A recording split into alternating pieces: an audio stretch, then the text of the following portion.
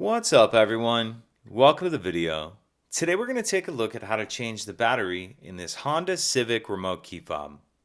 This Honda Civic key fob is going to use replacement battery CR2032, and I'll put a link in the description box of this video to where you can find these replacement batteries if you're in need. The first thing I'm going to do is grab the key fob and remove the emergency key that's in the bottom of it. That's done by pressing this release on the back of the fob that my thumb's on, and the emergency key will pull out like that. Now I'm going to use this key to open this key fob case, and I actually prefer to use a flathead screwdriver. I think it's a little bit easier, but I'll show you how to do it with just the key.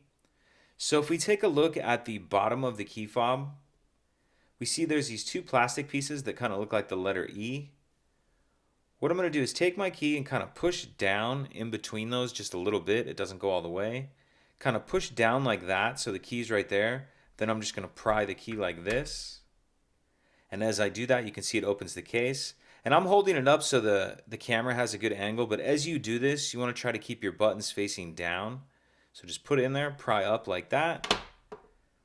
That'll pop that back cover off. Now we see our battery right here.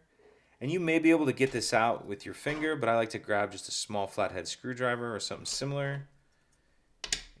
Get that battery out of there.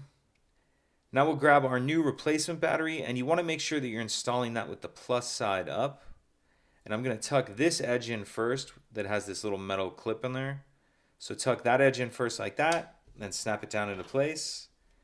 Then we can snap our cover back on, slide the emergency key back in, and that's it. If you could take a second to like and subscribe, it helps us out, and I'd appreciate it. Thank you.